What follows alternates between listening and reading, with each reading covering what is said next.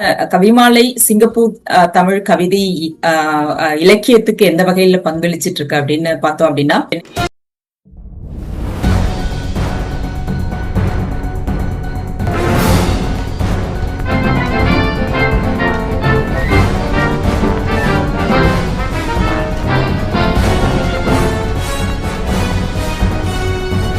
வணக்கம் இன்பா அவர்களே, உங்களை இந்த நிகழ்ச்சிக்கு வரவேற்பதில் மகிழ்ச்சி அடைகிறோம்.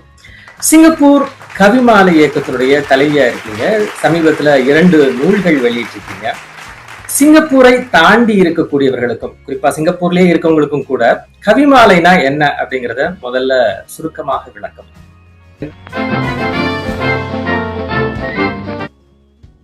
வணக்கம் கார்த்திக். ஓகே, முதல்ல என்னைய இந்த நேர்காணல் செய்யறதுக்காக அழைத்தமைக்கு முதல்ல பெரிய நன்றி. முதல்ல கவிமாலை பத்தி சொல்லணும் அப்படின்னா, சிங்கப்பூர்ல கிட்டத்தட்ட 25 ஆண்டுகளாக தொடர்ந்து கவிதை குறித்து நிகழ்வுகள் நடத்தியும் கவிதைக்காக இயங்கக்கூடிய ஒரே அமைப்பாக கவிமாலை இயங்கிட்டு இருக்குது. ஒவ்வொரு மாதமும் கடைசி சனிக்கிழமை தேசிய நூலகத்தில் கவிஞர்களுடைய கூடுகையாக நடைபெறும். மாதம் மாதம் நடக்கிற நிகழ்வுகள்ல கவிஞர்கள் எல்லாருமே பங்கேற்பாங்க. அதுல கவிதை போட்டிகள் நடக்கும், கவிதை பற்றின விமர்சனங்கள் இருக்கும், கவிதை நூல்கள் பற்றின ஆய்வுகள் இருக்கும், அப்புறம் கவிதை பற்றின உரையாடல்கள் இருக்கும், அப்புறம் கவிதை குறித்து ஏதாவது ஒரு சிறப்புரை, சிறப்பு விருந்தினர்கள் யாராவது வருவாங்க, அவங்க ஒரு சிறப்புரை ஆற்றுவாங்க. அப்படிதான் அந்த பேட்டர்ன் போகும். ஒவ்வொரு மாதமும் சந்திப்பு விருதெல்லாம் போகும். இப்ப இதுல என்ன கவிமாலை சிங்கப்பூர் தமிழ் கவிதை இலக்கியத்துக்கு எந்த வகையில பங்களிச்சிட்டு இருக்கு அப்படின்னு பார்த்தோம் அப்படின்னா, கிட்டத்தட்ட கவிமாலையிலிருந்து பயணித்த கவிஞர்கள் அப்படின்னு சொன்னா, இங்க சிங்கப்பூர்லயே பிறந்து வளர்ந்த கவிஞர்கள், தமிழகத்திலிருந்து புலம்பெயர்ந்து இங்கு இருக்கக்கூடிய கவிஞர்கள், அது வேலை நிமித்தம் பணி நிமித்தம் இங்க தற்காலிகமாக இருந்துட்டு திரும்ப போறவங்க, இப்படி எல்லாருடைய கூட்டு அமைப்பாகத்தான் கவிமாலை இருக்குது. இதுல கவிமாலையில கவிதை சார்ந்து இயங்கக்கூடிய பணிகள் நிறைய செஞ்சுட்டே இருக்கிறோம். நீங்க கவிமாலையினுடைய இணையதளத்துக்கு போனாலும், கவிமாலையினுடைய யூடியூப் தளத்துக்கு போனாலும் கவிதைகள் குறித்து நாங்க எடுத்திருக்கக்கூடிய முன்னெடுப்புகள் எல்லாமே அங்க இருக்குது. யார் வேணாலும் தேவைப்படும் போது அதை போய் பார்க்கலாம். கவிஞர்களுடைய நூல்கள் நாங்க வெளியீடு செய்யறோம். கிட்டத்தட்ட ஒரு 150 நூல்கள் கவிமாலை ஆதரவோடு கவிமாலை நூல் வெளியீட்டு நிகழ்வுகள் நடத்தியும் கவிஞர்களுக்கு நூல் வெளியிடுவதற்கான ஆதரவும் வழங்கி வந்து கொண்டிருக்கிறோம். அந்த மாதிரி கவிதை சார்ந்த எல்லா வகையான முன்னெடுப்புகளையும் கவிமாலை சிங்கப்பூர்ல நடத்திட்டு இருக்குது. அது 25 வருஷம் ஆயிடுச்சு, வெள்ளி விழா கொண்டாடிட்டோம். 25 வருஷமா ஒரு அமைப்பு எந்தவித தடங்களும் இல்லாமல் ஒவ்வொரு மாதம் தொடர்ந்து நடந்து கொண்டு வருவது அப்படிங்கிறது ஒரு பெரிய மிகப்பெரிய உழைப்பு இதுக்கு பின்னாடி இருந்தா கூட அது ஒரு பெரிய சாதனையா தான் நாங்க பாக்குறோம். இப்ப அந்த அளவுக்குள்ள சிங்கப்பூர்ல தமிழ் கவிதை வளர்றதுக்கு மிக முக்கியமான பங்களிப்பு கவிமாலை தொடர்ந்து வழங்கி கொண்டு இருக்கிறது அப்படிங்கறத அதுல முக்கியமா பார்க்க வேண்டியது இருக்குது. இளம் கவிஞர்களை கவிமாலை எந்த அளவுக்கு உருவாக்கிறீங்க?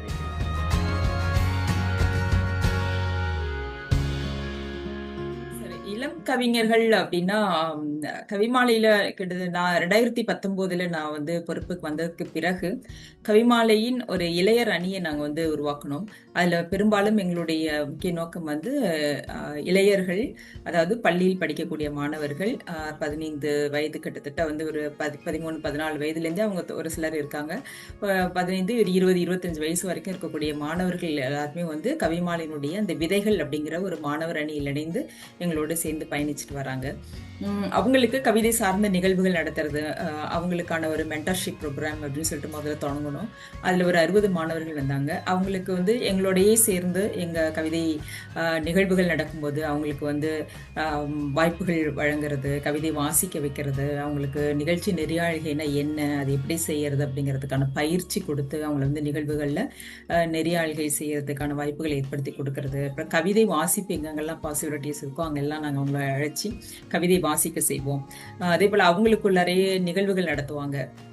இப்போ ஓப்பன் மைக் அப்படின்னு ஒரு நிகழ்வு நடத்தினோம். கவியாற்றல் முதல்ல சிங்கப்பூர்லேயே முதல்ல கவிப்பெருக்கு, கவியாற்றல் இதெல்லாம் அந்த கவிமாலையினுடைய இளையரணிகள் தான் முதல்ல கொண்டு நடத்தினாங்க.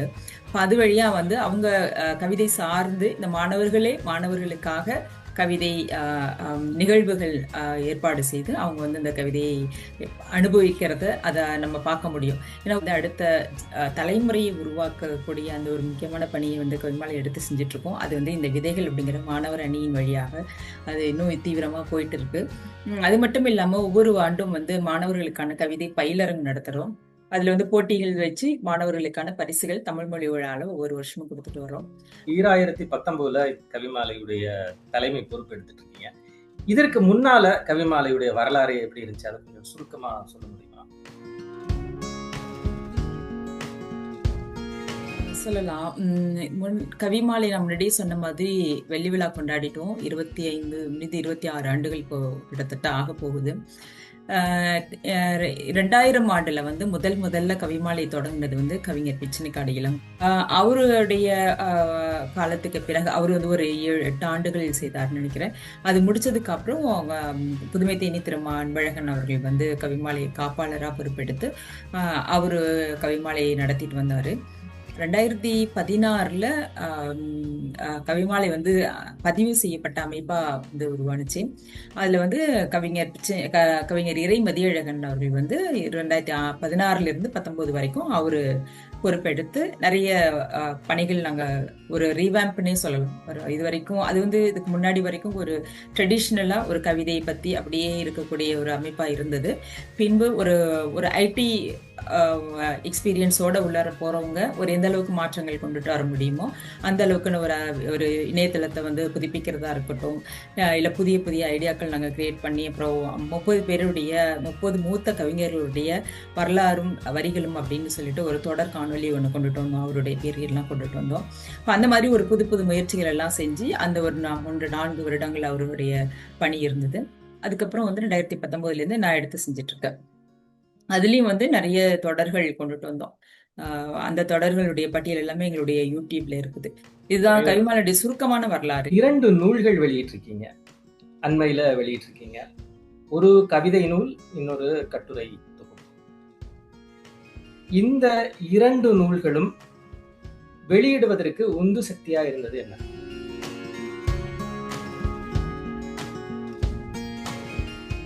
நல்ல கேள்வி.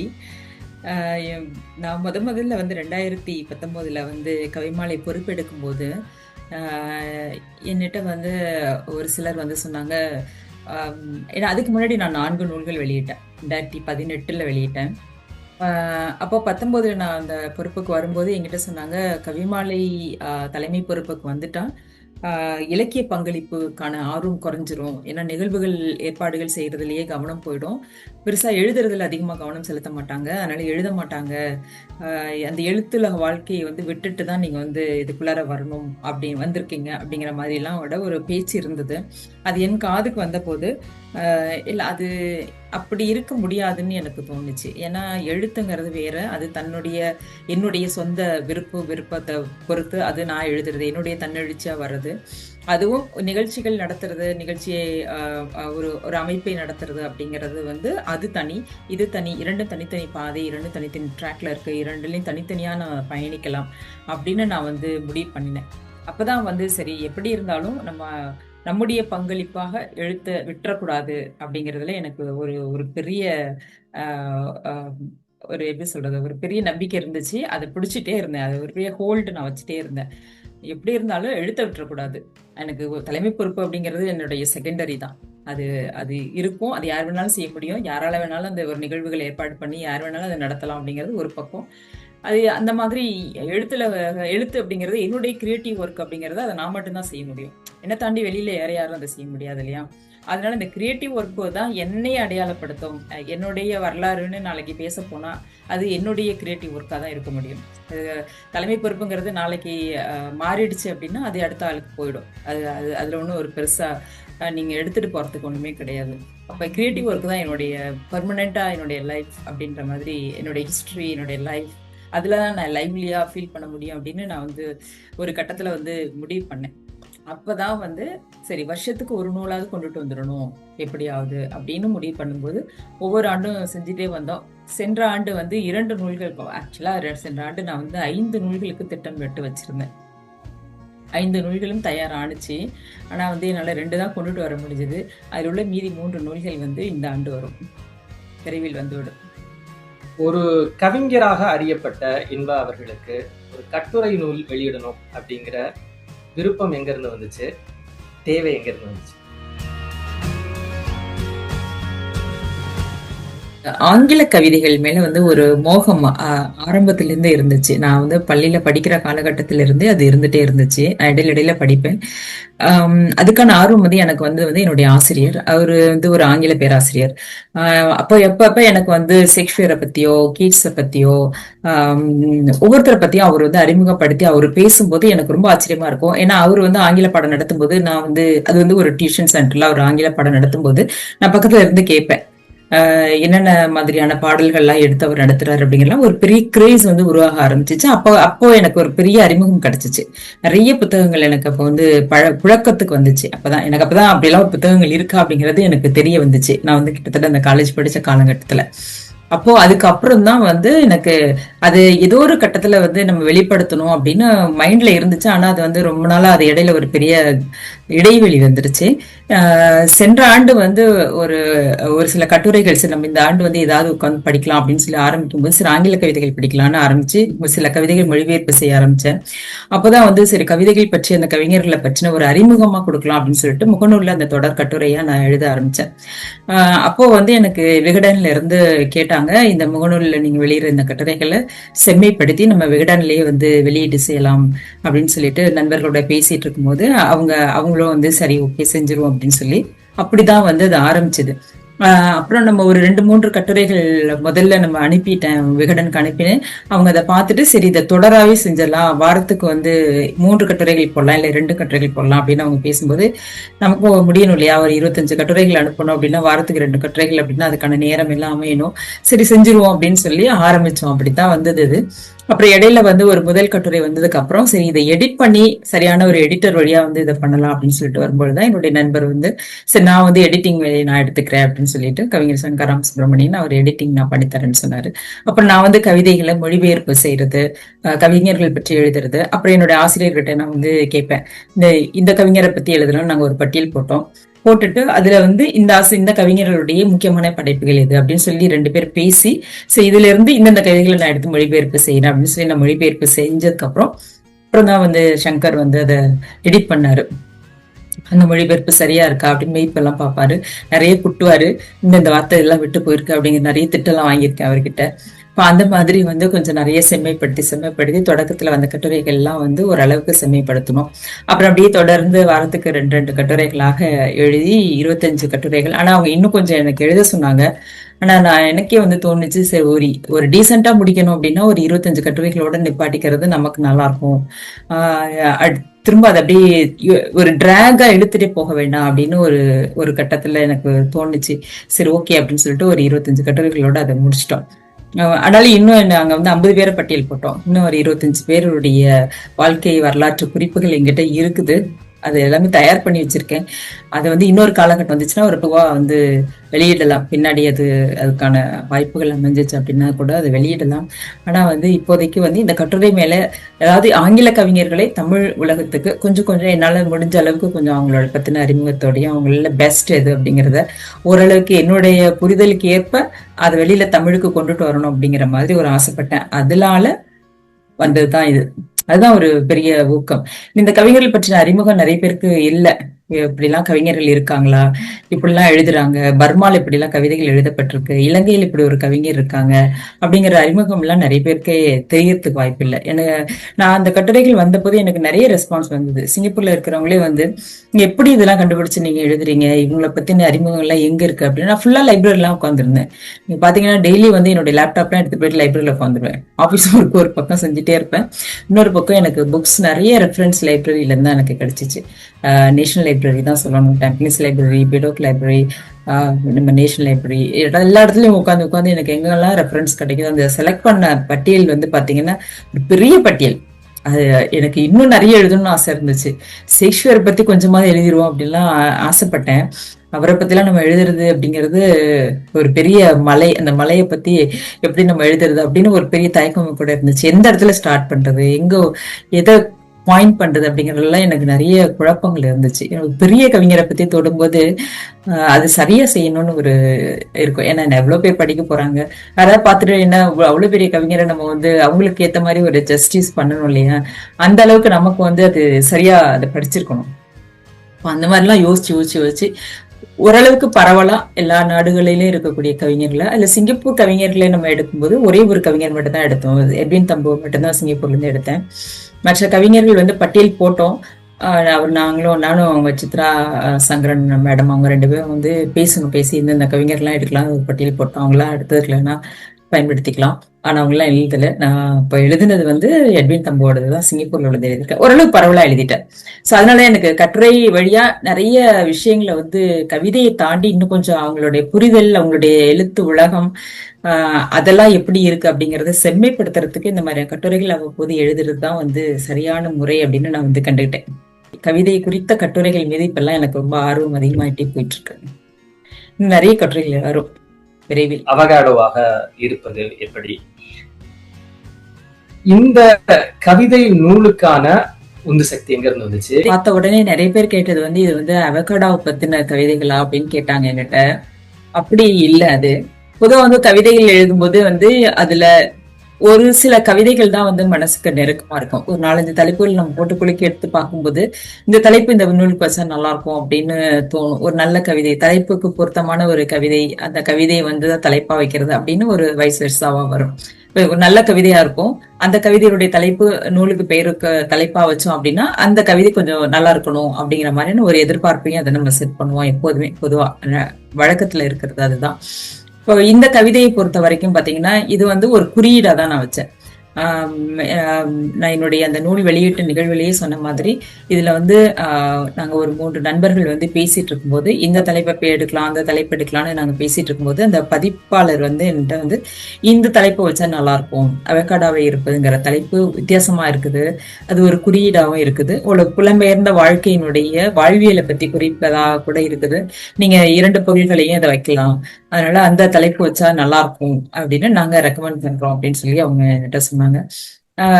அப்ப அவங்க சொன்னது அப்புறம் எனக்கு செகண்டரி தாட் எதுவுமே வரல. சரி ஓகே வச்சிருங்க அப்படின்ற மாதிரி ஓகேன்னு சொல்லிட்டேன். உடனே ஓகே சொல்லிட்டேன். நான் அதுல இருந்து வேண்டாம் இல்ல யோசிக்கிறோம் அதெல்லாம் எதுவுமே சொல்ல, சரி ஓகே அப்படின்னு சொல்லியாச்சு. அப்படித்தான் அந்த தலைப்பு வந்துச்சு.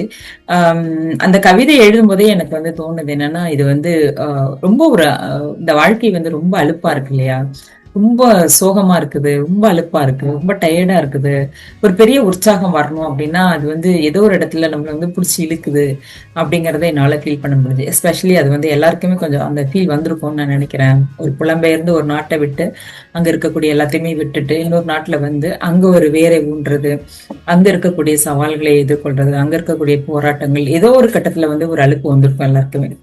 எவ்வளவோ அந்த அவகாடோ பழம் வந்து ரொம்ப டேஸ்டியான பழம், ரொம்ப நல்ல ஒரு ரொம்ப எல்லா விதமான வளங்களும் இருக்கு, நமக்கு எல்லா சுகங்களும் கொடுக்குது, நமக்கு தேவையான எல்லாமே கிடைச்சிருது. ஆனா அது அந்த பழத்துல வந்து டேஸ்ட் இல்ல, அந்த பழம் வந்து ஏதோ ஒரு சப்புன்னு இருக்குது, அது வந்து இனிக்குதா கசக்குதா புளிக்குதா பொறுக்குதா எதுவுமே சொல்ல முடியல அந்த பழத்துல. அது நமக்கு ஏத்த மாதிரி அந்த சுவை வந்து மாறிக்குது. நமக்கு என்ன சுவை தேவைப்படுதோ, உப்பு வேணா அதுல உப்பு போட்டுக்கலாம், நீங்க சக்கரை வேணா சக்கரை போட்டுக்கலாம், அந்த பழத்துல ஜூஸ் போட்டுக்கலாம், எப்படி வேணாலும் இருந்துக்கலாம். இப்ப அந்த மாதிரி எனக்கு ஒரு குறியீடா தோணுனதுனால சரி ஓகே இந்த வாழ்வியல நம்ம வந்து இப்படி ஒரு உருவகப்படுத்தலாம் அப்படிங்கிற ஒரு எண்ணத்துலதான் சரி ஓகே அதுவும் இருந்தா சரியா இருக்கும். இப்போ அதே மாதிரி அந்த தலைப்பை கூடவே நான் வந்து யவனிகா ஸ்ரீராம் கிட்ட ஃபர்ஸ்ட் வந்து அந்த கவிதைக்கான முன்னுரையை கேட்கும்போது அவரு ரொம்ப பொருத்தமா இருக்கிற தலைப்புன்னு சொல்லிட்டு அவருடைய கட்டுரை வந்து அதுல ரொம்ப அற்புதமா எழுதியிருப்பாரு அவரு. ஒரு எப்படி இருந்தாலும் இந்த வாழ்க்கையில இருக்கக்கூடிய சுகங்களுக்கு நடுவுல இருக்கக்கூடிய அந்த சுமை இருக்கு இல்லையா, அந்த சுமை எவ்வளவு ரிச்சான சுமையாக இருந்தாலும் அது சுமைதான் அப்படிங்கிற மாதிரியான ஒரு பொருளை எழுதியிருப்பாரு. அதுதான் அந்த தலைப்பு அமைஞ்சிச்சு. அது அப்படியே போயிடுச்சு. அந்த அந்த ஒரு கவிதை தான் அந்த தலைப்பு கவிதை, மற்றதெல்லாம் வந்து சிங்கப்பூருடைய வாழ்வியல் குறித்த கவிதைகள் தான்.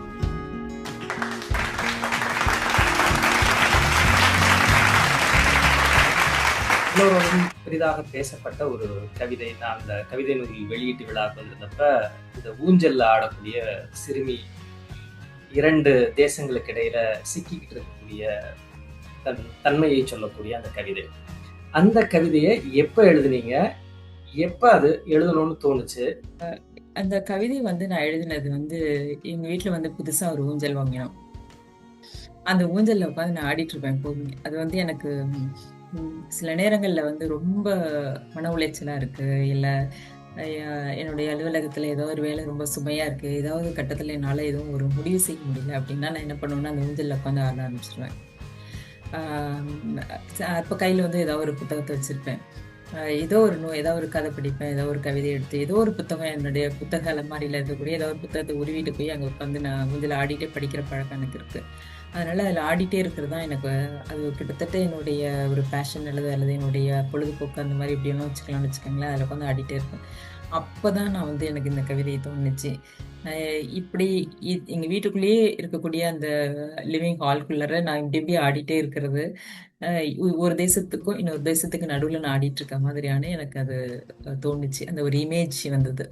2 நாட்டுக்கு நடுவுல. ஆனா நடுவுல நான் கால நிறுத்தி ஊனணும் அப்படின்னு நினைச்சேன்னா, அது எந்த நாட்டுல என்னுடைய கால் பதியும்? இப்ப நான் என்னுடைய இறப்புக்கு அப்புறம் இந்த நாட்டுல நான் என்னைய வைப்பாங்களா? இல்ல அந்த நாட்டுக்கு எடுத்துட்டு போவாங்களா? இல்ல என்னுடைய சொந்த ஊர் அப்படிங்கிறது எது? என்னுடைய அடையாளம் அப்படிங்கிறது எங்க இருக்கு? அப்படின்னு இதெல்லாம் நான் யோசிக்க ஆரம்பிக்கும்போது, இது வந்து அந்த கவிதையா தோணுச்சு. அந்த ஊஞ்சல்ல உட்காந்து ஆடிட்டு இருக்கும்போது தான் வந்துச்சு. புலம்பெயர்ந்த வாழ்க்கையை தான் நிறைய அந்த புத்தகம் பதிவு செய்திருக்கிறது. அதை வாசிக்க தோன்றியது. இப்ப கவிமாலையிலேயே வந்து கவிமாலை அப்படிங்கிறதுல பாத்தீங்கன்னா நிறைய புலம்பெயர் தொழிலாளர்கள் இருக்காங்க. அவங்களுடைய வாழ்க்கை நீங்க நிறைய கேள்விப்பட்டிருக்கலாம் அவங்க மூலமா. அவர்களுடைய கவிதைகள் எப்படி இருக்கு? புலம்பெயர் வாழ்க்கையை அவங்க எப்படி விவரிக்கிறாங்க? ஓகே. சிங்கப்பூர் எடுத்துட்டோம் அப்படின்னாலே, அதுவே வந்து ஒரு புலம்பெயர் சமுதாயம் தான். இல்லையா? ஒண்ணு நம்ம இப்ப இந்த காலகட்டத்துல வந்திருக்கலாம். நமக்கு முன்னாடி வந்தவங்க இதுக்கு முன்னாடி காலகட்டத்துல வந்திருப்பாங்க. ஒவ்வொரு காலகட்டத்திலயும் ஒவ்வொருவரும் வந்து புலம்பெயர்ந்து வந்தவங்க தான். இப்ப சிங்கப்பூர் அப்படிங்கிறது புலம்பெயர்ந்தவர்களால் கட்டமைக்கப்பட்ட ஒரு நாடு. இல்லையா? அப்போ ஒவ்வொரு காலகட்டத்திலும் ஒவ்வொரு மாதிரியான அனுபவங்கள் மாறிட்டே வருது. நம்முடைய வளர்ச்சிக்கு ஏத்த மாதிரியான அனுபவங்கள் மாறிட்டே வருது. அம் தொடக்க காலகட்டத்துல சிங்கப்பூருக்கு கூலி தொழிலாளர்களாக இங்க வந்து இறங்குனவங்க, அ அவங்கள்கிட்ட வந்து இலக்கியத்த பத்தின பெரிய அனுபவம்லாம் வந்து அப்போ அதுக்கான சூழல் அமையல. ஏன்னா இலக்கியம் வளர்க்கறதுக்காக அவங்க சிங்கப்பூருக்கு வரல. பொருளாதாரத்தை மேம்படுத்திக்கிறதுக்காக தான் சிங்கப்பூருக்கு வந்தாங்க. அது ஒவ்வொரு காலகட்டத்துக்கும் அப்படியே மாறி மாறி வரும்பொழுது 90கள் காலகட்டம்னு சொல்லலாம். 90கள் காலகட்டத்துல தான் வந்து ஒரு இலக்கியத்துக்கான ஒரு விதை வந்து ஒரு ஸ்ட்ராங்கா ஒரு ஒரு உறுதியா வந்து அந்த இடத்துல கால் ஊன்ற ஆரம்பித்த காலகட்டம். ஒரு 80ன்னு கூட சொல்லலாம். ஒரு 80 ஆரம்பத்துல இருந்துச்சு. 1, 2 ஏதோ அங்க ஒரு புத்தகம், இங்க ஒரு புத்தகம் அப்படித்தான் வந்து வெளியிட்டிருந்தாங்க. ஒரு 80களுக்கு அப்புறம் ஒரு இலக்கியத்துக்கான ஒரு ஆதாரம் அங்க தான் வந்து தொடங்க ஆரம்பிக்குது. அப்போ கவிதைகள் வந்த விதத்தை நம்ம எடுத்து பார்த்தோம் அப்படின்னா, பெரும்பாலும் வந்து ஒரு பக்தி பாடல்களா இருக்கும், இல்ல மொழி பாடல்களா இருக்கும். தமிழ் மேல இருக்கக்கூடிய பற்று காமிக்கக்கூடிய பாடல் அப்படிதான் வந்துட்டு இருந்துச்சு. ஆனா, இப்ப இருக்கக்கூடிய காலகட்டத்துல, இப்ப கவிமாலையில எழுதக்கூடிய கவிஞர்களுடைய புலம்பெயர்ந்த கவிஞர்களுடைய கவிதைகள் அப்படின்னு ஒரு ஒரு ஒரு வட்டத்த வரைஞ்சு பார்த்தோம் அப்படின்னா, அதுல எல்லா வகையான அனுபவங்களும் வந்து எழுதப்பட்டுட்டு வருது. நீங்க சாதாரணமா ஒரு ஒரு ஒரு கவிதைக்குள்ளார எதெல்லாம் நீங்க கொண்டுட்டு வரலாம் அப்படின்னு ஒரு வரையறை நம்ம வச்சிருந்தோமோ, அது எல்லாத்தையும் உடைச்சிட்டு, மீறிட்டு சில கவிதைகள் ஆம், அதுக்கான ஒரு தளத்த வந்து பெருசிட்டு அந்த வட்டத்த வந்து பெருசாக்கி அந்த வளையத்த வந்து ஆத்துலேருந்து தண்ணி ஏதாவது ஒரு கள்ளத்துக்கு போட்டோம் அப்படின்னா, குளத்துலேருந்து வட்டம் அப்படியே பெருசா போயிட்டே இருக்கு இல்லையா? அந்த மாதிரி அந்த வட்டம் வந்து விரிஞ்சு வந்துட்டே இருக்குது. அப்போ எல்லா வகையான பார்வைகளும் இங்க இருக்குது. எல்லா வகையான அ கருத்துக்களும் இங்கே பதிவு செய்யப்படுது. கவிமாலை நிறைய நூல்கள் வெளியிட்டிருக்கு. அதுல புலம்பெயர்ந்தவர்கள் கவிஞர்களுடைய நூல்களும் வெளியிட்டிருக்கு. அந்த அனுபவம் எப்படி இருக்கு? அந்த அனுபவம் அவங்களுக்குள்ளார என்ன தாக்கத்தை ஏற்படுத்தி? கவிமாலை வந்து ஒரு மிக்ஸ்டான ஒரு குரூப் ஆஃப் பீப்புள் தான் நம்ம கவிமாலைக்கு வந்துட்டு போறவங்களா இருக்கிறாங்க. அது வெறும் புலம்பெயர்ந்தவர்களுடைய ஒரு அமைப்பு அப்படின்னு நம்ம வந்து அதை கடந்து போயிட முடியாது. கவிதை நூல்கள் வந்து எல்லாருடைய கவிதை நூல்களும் நம்ம வெளியிட்டு இருக்கோம். இப்ப அங்கிருந்து வேலை அனுமதி அட்டையில் இங்கு வந்து வேலை செய்து கொண்டிருக்கவர்களுடைய கவிதை படைப்புகளை வந்து தொகுத்து நூல்களாக வெளியிடறதுக்கான ஆதரவை வந்து கவிமாலை வழங்கிட்டு இருக்கு. அவங்களுடைய கவிதைகள் அப்படிங்கிறது வந்து தொடக்கத்துல ஒரு சிலர் வந்து ஒரு ஆர்வத்தின் அடிப்படையில் கவிதைகள் எழுதுறதுக்காக உள்ளர வருவாங்க. கவிதை மேல ஒரு தமிழ் மேல ஏன்னா சில நேரங்கள்ல சில விஷயங்களை நம்ம ஊர்ல இருந்து விட்டுட்டு இங்க வந்து வந்து வேலைக்காக வரும்பொழுது ஏதோ ஒரு வடிகால், நம்ம ஒரு ஒரு மாசத்துக்கு ஒரு ஒரு மீட்டிங் போறோம், அங்க ஒரு 50 பேரை பாக்குறோம், அவங்க கூட பேசுறோம், அதுக்கப்புறம் வந்து அவங்க அவங்க அந்த நினைவுகள் இருக்குது, அதுக்கு அடுத்த மாசம் எப்ப வரும், அது அடுத்து இன்னொரு 50 பேரை எப்படி பார்க்கலாம் அப்படிங்கிற மாதிரியான, ஏன்னா தினமும் வந்து வேலையிலேயே போயிட்டு போயிட்டு வர்றதுனால இது வந்து ஒரு வடிகால தான் இருக்கும் ஒரு சில ஆரம்பத்துல தொடக்கத்தை வந்துட்டு போறவங்களுக்கு. இப்ப அதுலயே வந்து அவங்க ஆர்வம் அதிகரிச்சு வரிசையா நம்ம வந்து கவிதைகள் எழுத ஆரம்பிச்சு, அப்புறம் கவிதைகள் ஒரு தொகுப்பு வெளியிற அளவுக்கு அவங்க வளர்ந்து கவிதைகள் வெளியிடும் பொழுது தொகுப்பா வெளியே வந்து பார்க்கும்போது அவங்களுக்கே தெரியும் இந்த அளவுக்கு நம்மளால செய்ய முடியுமா அப்படின்னு சொல்லி ஒரு ஆச்சரியத்தை வந்து எப்போதுமே ஏற்படுத்தும். இப்ப நான்லாம் வந்து சிங்கப்பூர்ல வந்துதான் கவிதை எழுத ஆரம்பிச்சேன். இங்க வந்துதான் கவிதை நூல்கள் வெளியிட ஆரம்பிச்சேன். கவிமாலைக்கு வந்த பிறகுதான் என்னோட கவிதைகள் வெளியில வர ஆரம்பிச்சிச்சு. இப்ப இந்த மாதிரி என்ன மாதிரி கவிமாலையில இருக்கிற நிறைய பேர் வந்து சிங்கப்பூருக்கு வந்துதான் கவிதை எழுத ஆரம்பிச்சிருப்பாங்க, சிங்கப்பூருக்கு வந்துதான் கவிதை படிக்கவே ஆரம்பிச்சிருப்பாங்க. அதுக்கு முன்னாடி அவங்க கவிதை அனுபவம் பெரும்பாலும் இருக்கலாம், ஒரு சிலருக்கு இருக்கலாம், எல்லாரையும் சொல்ல முடியாது. அதே நேரத்துல பெரும்பாலானவர்களுக்கு இங்க வந்ததுக்கு அப்புறம் தான் அவங்களுக்கு அந்த தமிழ் மேல இருக்கக்கூடிய அந்த அடையாளத்தை விட்டுட்டு வந்துட்டோமோ அப்படிங்கிற ஒரு ஏக்கம் இருக்கு இல்லையா, அது அப்படியே அக்கறையாக மாறும், ஆர்வமாக மாறும். அது அப்படியே எழுத்துல வந்து அவங்க காட்டுவாங்க. அப்படி வந்து கவிதைகள் நூல்கள் வந்து வெளியே வரும் பொழுது அவங்களுக்கே அது ஒரு பெரிய அங்கீகாரமா இருக்கும். சோ நம்ம ஒரு கவிஞர் அப்படிங்கிற ஒரு அடையாளத்தை நம்ம கொடுக்கும்போது சாதாரணமா ஒரு வேலைக்காக வந்த இடத்துல நம்ம ஒரு கவிஞர் ஒரு அடையாளத்தோட திரும்ப போகும்போது அது ஒரு பெரிய அங்கீகாரம் இல்லையா. அது வந்து அவங்களுக்கு அதனுடைய வாழ்நாளுடைய வரலாறு, அவங்க இருந்ததுக்கான வரலாறு இல்லையா. அந்த வரலாற்றை பதிவு செய்யறதுல உங்களுக்கு கண்டிப்பா மகிழ்ச்சிகள் இருக்கும். இப்ப அதைத்தான் நம்ம வந்து ஆர்வத்தை வந்து ஏற்படுத்திட்டு இருக்கோம். ஒவ்வொருத்தரும் அவங்கவுங்களுடைய வரலாற்றை விட்டுட்டு போகணும் அப்படிங்கிறது தானே நம்முடைய முக்கியமான நோக்கம் எல்லாருடைய வாழ்க்கைக்கும் பின்னாடியும். கவிமாலையுடைய பயணம் சிறக்க வாழ்த்துக்கள். உங்களுடைய நூல்கள் நிறைய வெளிவரும்னு சொல்லியிருக்கீங்க, காத்துட்டு இருக்கோம். குறிப்பா கட்டுரை நூல்களும் வெளியில வரும், கவிதை நூல்களும் வெளிவரும் சொல்லி. இந்த ஆண்டு வந்து வித்தியாசமான நூல்கள் வரும். இந்த ஆண்டு இன்னும் வித்தியாசமாக, யாரும் எதிர்பாராத விதமாக நூல்கள் வெளிவரும். அவங்களுடைய வித்தியாசமான நூலுக்காகவும் நாங்கள் காத்திருக்கிறோம். நிகழ்ச்சியில் பங்கேற்றமைக்கு மிக்க நன்றி. நன்றி நன்றி கார்த்திக், நல்ல கேள்விகள் கேட்டீங்க. நிறைய விஷயங்கள் வந்து பேசுறதுக்கான ஒரு தளமா இருந்துச்சு. இது நிறைய பேருக்கு கவிமாலை பற்றின ஒரு அறிமுகமாகவும் ஒரு கவிதைகள் பற்றின ஒரு சிங்கப்பூர் புலம்பெயர்ந்த கவிதைகள் பற்றின ஒரு புரிதலாகவும் அமையும் அப்படின்னு நம்புறேன்.